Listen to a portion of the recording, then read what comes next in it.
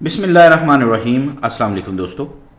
उम्मीद है तुसीं सारे खैरियत नाल होगे। अज दी वीडियो हर उस बंदे लिए है जो बकरी पालना शुरू करना चाहुंदा है जां पहले तो ये काम कर रहा है। बकरी पालना आसान काम है पर इस दे विच मुस्तकिल मिजाजी सब तो ज़रूरी चीज़ है। बहुत सारे लोग शौक दे नाल दो चार बकरियां ले आंदे ने, लेकिन जदों थोड़ी मुश्किलात आंदी आ जां चारे दी कीमत वधदी आ जां कोई जानवर बीमार हो जाता है तो वो हिम्मत हार बैठते हैं। हर कारोबार की तरह बकरी फार्मिंग के भी उतार चढ़ाव आते हैं। कामयाब वही बंदा होंदा है जिहड़ा मुश्किल वक्त दे विच सबर ते मेहनत नूं ना छड्डे, रोज़ाना वक्त ते चारा देवे, साफ पानी मुहैया करे, शैड की सफाई रखे, वैक्सीनेशन करवावे, जानवरां दी रोज़ाना निगरानी करे। ये सारियां छोटियां छोटियां गल्लां बाद दे विच वड्डे फायदे की वजह बनदियां ने। बकरियां सिर्फ पैसे दे नाल नहीं बल्कि तवज्जो ते मेहनत दे नाल, मुहब्बत दे नाल पलदियां ने। एक दिन मेहनत करके 3 दिन आराम करन दे नाल कामयाबी नहीं मिलती। रोज़ थोड़ा थोड़ा काम करना, जानवरां नूं समझना ते सिखदे रहना असल फार्मिंग है। शुरू शुरू में मुनाफा शायद घट होवे, लेकिन जे तुसीं मुस्तकिल मिजाज रहोगे, अच्छा ब्रीडर रखोगे, खुराक का ख्याल रखोगे तो सफाई बरकरार रखोगे तो इंशाअल्लाह कुछ अरसे बाद वही फार्म तुहानूं बेहतरीन रिजल्ट देगा। मैं हमेशा एक गल कहना वा कि बकरी फार्मिंग दौड़ नहीं गी बल्कि लम्मा सफ़र है।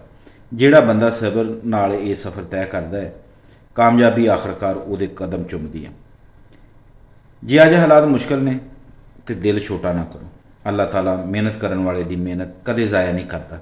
आजमाइशां हर कारोबार दे विच आउंदियां ने, पर उन्हां नूं बर्दाश्त करके अगे वधना ही कामयाबी है। एक होर बहुत ज़रूरी गल सुन लो, बकरी फार्मिंग विच कामयाबी उन्हां लोकां नूं मिलदी है जो हर रोज़ कुछ ना कुछ नवां सिखदे रहिंदे ने। जे तुसीं 10 साल पुराना तरीका ही इस्तेमाल करते रहोगे तो ज़माना बहुत अगे निकल जाएगा। इसलिए हमेशा कोशिश करो कि जानवरों की खुराक, बीमारियां की पहचान, ब्रीडिंग ते मैनेजमेंट बारे इलम हासिल करते रहो। एक कामयाब फार्मर सिर्फ जानवर नहीं पालता बल्कि अपने इलम नूं भी रोज़ बेहतर करता है। नाल ही एक होर गलती बहुत सारे लोग करते हैं, जो मंडी में रेट थोड़ा घट हो जाए तो वो परेशान हो जाते हैं। याद रखो, हर कारोबार में अच्छा तो मुश्किल वक्त आता है। जे तुसीं हर छोटी मुश्किल ते हिम्मत हार जाओगे तो कामयाबी बहुत मुश्किल हो जाएगी। सबर रखो, मेहनत करो तो अल्लाह ताला उत्ते भरोसा रखो। रिज़्क देण वाली ज़ात सिर्फ अल्लाह दी है। नाले अपने फार्म की सफाई नूं कदे मामूली ना समझो। गंदा माहौल बीमारियां नूं दावत दिंदा है, जबकि साफ सुथरा फार्म जानवरों को सेहतमंद रखता है। साफ पानी, मुतवाजन खुराक, मुनासिब हवा, धुप, ये सारिया चीज़ां दवाइयां तो भी ज़्यादा अहम होंदियां ने। जे एक जानवर बीमार हो जाए तो फौरन इलाज शुरू करो। थोड़ी जी लापरवाही बाज़ औक़ात बहुत बड़ा नुकसान कर देंदी है।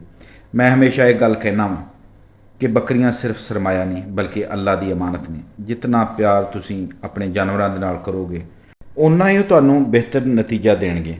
ते आखिर दे विच सिर्फ एक पैगाम है, जे तुसीं अज 2 बकरियां दे नाल आगाज़ कीता है तो शर्मिंदा ना हो। हर वड्डा फार्म एक दिन छोटे आगाज़ तो ही शुरू होया सी। फर्क सिर्फ इन्ना हुंदा है कि वो रास्ते दे विच रुकदे नहीं। इसलिए मेहनत करते रहो, सिखते रहो, दुआ करते रहो तो अल्लाह ताला उत्ते कामल यकीन रखो।